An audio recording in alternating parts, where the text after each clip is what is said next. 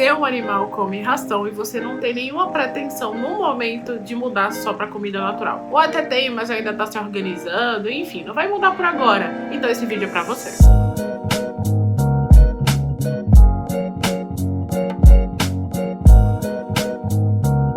Gente, eu canso de receber mensagem no meu Instagram, que inclusive vai estar passando por aqui em algum lugar. Um monte de mensagem das pessoas me dizendo: ai, doutora, eu até quero mudar, mas eu não consigo agora, eu não tenho freezer, eu não tenho como armazenar, meu cachorro é muito grande. Eu preciso de possibilidades para melhorar a comida do meu animal, mesmo que ele coma ração. Pois é, vamos falar sobre isso. A primeira coisa que a gente tem que citar aqui é a introdução de alguma proteína animal dentro dessa ração. Claro, gente, a gente vai precisar ver a saúde desse animal. Alguns animais precisam de restrição proteica, o que é bastante triste. Eu sempre falo em várias lives, em várias interações com vocês, que é o paciente que mais me dói de fazer a dieta, que é o paciente que a gente precisa restringir a proteína. Porque com essa restrição proteica, a gente sabe também que está diminuindo a qualidade de vida desse animal. Mas, se esse animal não tiver nenhum problema que precise reduzir a quantidade de proteína, é muito importante que a gente eleve esse macronutriente na dieta, porque é importantíssimo para os carnívoros, gente. O macronutriente dos carnívoros é a proteína, e a gente oferece uma dieta baixíssima em proteína, que é a ração.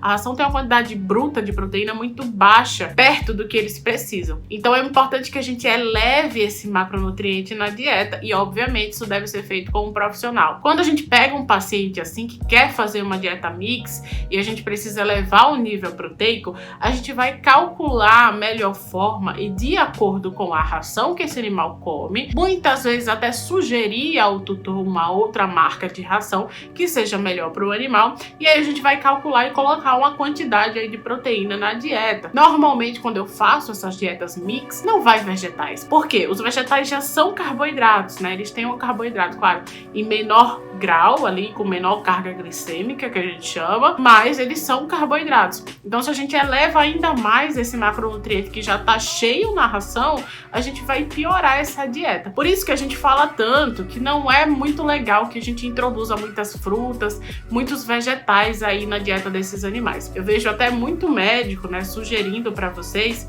que vocês podem dar como petiscos vegetais, um pouquinho de fruta, mas aí a gente tá elevando o nível de carboidrato nessa dieta, e aí isso não é nada legal, tá, gente? Então é muito mais interessante que a gente introduza proteínas. E como a dieta mix é uma coisa séria, ela precisa ser calculada por um veterinário que entenda do assunto para que essa dieta fique adequada. Então, como eu tava falando, a gente vai calcular, colocar ali as proteínas, as vísceras, e normalmente a comidinha do seu animal vai virar carne, ração e vísceras, tá? Não vai ter vegetalzinho coisa nenhuma, frutinha coisa nenhuma, porque a ração já é muito cheia de carboidrato, como eu já disse. Então essa introdução da proteína vai ser algo que vai melhorar muito, né, o equilíbrio da dieta e o que esse animal necessita. Nessa opção, a gente tem como fazer essas carnes cozidas, e quando elas forem cozidas, a gente tem que optar por carnes mais magras, né, e economicamente um pouco mais caro, como a gente sabe hoje. Mas a gente precisa fazer carnes mais magras, porque a gordura, quando ela é cozida,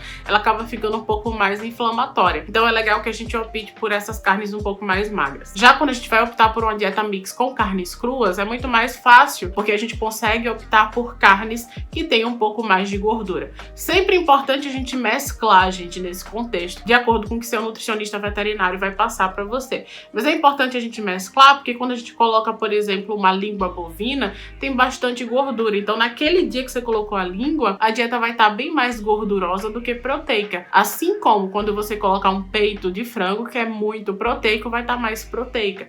Então, é legal que a gente varie esses alimentos, até para a densidade nutricional ser maior. Além dessa parte principal que eu sempre cito para vocês, é importante que a gente olhe para o rótulo da nossa ração. Da mesma forma que os nossos nutris humanos dizem para a gente olhar os rótulos da comida que a gente come, olhe o rótulo da comida do seu pet.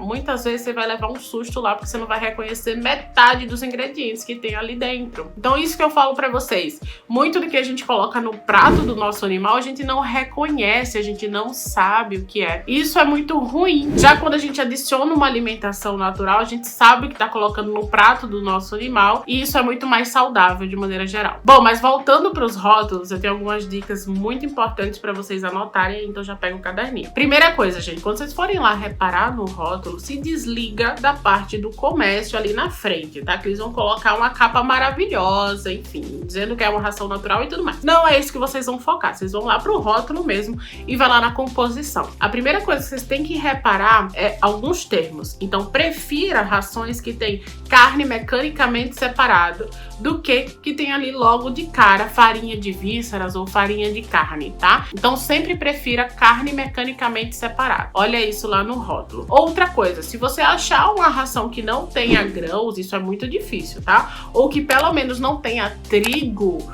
porque o glúten, gente, ele sensibiliza as junções do intestino. Eu já expliquei pra vocês em outro vídeo. E isso faz com que a gente aumente a permeabilidade intestinal e isso acaba inflamando o paciente. Então, se tiver trigo, já descarta. Escolhe uma ração que não tenha pelo menos esse grão. Se achar uma ração que não tenha grãos, muito melhor, porque os grãos fermentam muito no animal e não são apropriados para a espécie. Outra coisa bacana de ver na ração é o tipo de carboidrato que ela usa. Se ela utilizar, por exemplo, batata doce ou carboidratos mais para os tubérculos mesmo, né, batata doce, mandioca, inhame, é muito melhor do que usar, por exemplo, o arroz, que é um carboidrato simples. Normalmente nas rações a gente até tem batata doce em algumas, mas geralmente também tem o arroz. Tudo bem, tá? Mas se conseguir uma ração que tenha primeiro a batata doce do que o arroz, significa que tem mais batata doce do que o arroz, já é melhor. Outra coisa que você pode procurar ali no rótulo de maneira geral é que não tenha o símbolo do transgênico ali na frente. Eu vou até pedir para colocar aqui no vídeo o símbolo, tá? Então que não tenha esse símbolo que vai indicar ali que os alimentos não são transgênicos, isso é muito melhor,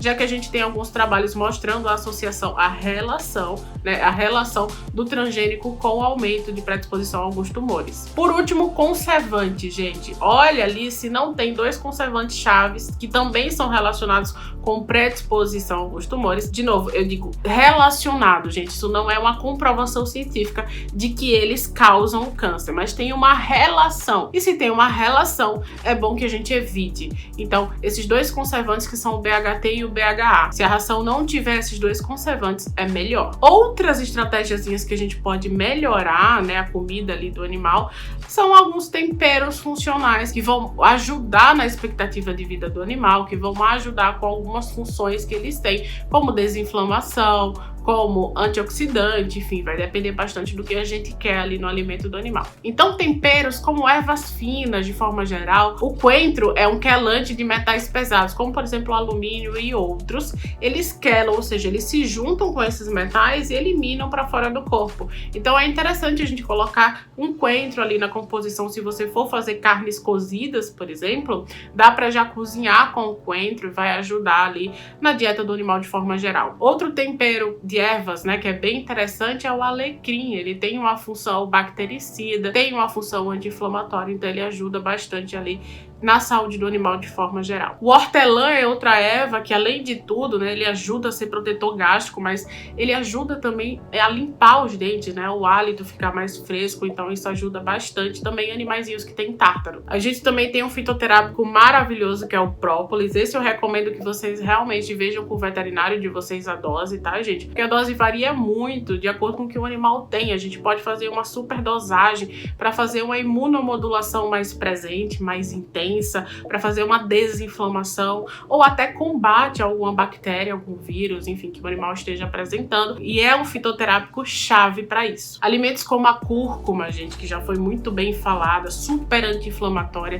cicatrizante também quando a gente coloca na pele, antioxidante, é um alimento muito rico, um alimento funcional muito legal. A cúrcuma, ela funciona melhor em meio gorduroso, então com gordura, e com a piperina, que está na pimenta preta, né, a pimenta do reino. Então, quando a gente junta esses ingredientes, tem várias formas de fazer, aí em vários locais vocês encontram fácil, com o nome pasta dourada. Essa pasta dourada, ela fica mais fácil do animal absorver e ela vai fazer essas funções muito mais fácil também. Então é outro ingrediente chave aí pra gente adicionar na alimentação dos nossos animais. O cranberry é outro ingrediente bem interessante pra gente adicionar também. É uma frutinha, né, super cara, né, venhamos e convenhamos, mas é bem interessante principalmente para animais que têm predisposição a problemas problemas urinários. Então, animais que já tiveram cálculos, obstrução, de forma geral, é interessante a gente adicionar um pouquinho ali de cranberry dentro da alimentação do animal para ajudar a proteger a bexiga, né? Ele ajuda a proteger a bexiga, é um anti-inflamatório natural também. Bom, então, dadas essas dicas para melhorar a dieta do seu animal, tenho certeza que se você adotar junto com o veterinário, eu sempre falo sobre isso, sempre pego nessa tecla, porque todas essas mudanças precisam ser acompanhadas por um veterinário que entenda da área. Então, quando você fizer essas mudanças, você vai ver o reequilíbrio do animal, a mudança até de comportamento desse animal, porque a nutrição mudou, gente. A nutrição é a base de tudo. Então, façam essa mudança, mesmo que vocês não queiram, por agora, mudar totalmente para alimentação natural. Mas só essas coisinhas que a gente conversou aqui vai melhorar e muito a qualidade de vida do seu animal. Então, se você não sabia disso, de alguma dica que eu falei aqui, manda para um amigo que também precisa saber, pra gente semear essa medicina preventiva, essa medicina que preza pela longevidade com qualidade de vida do animal, tá bom? Então, um cheiro e até a próxima.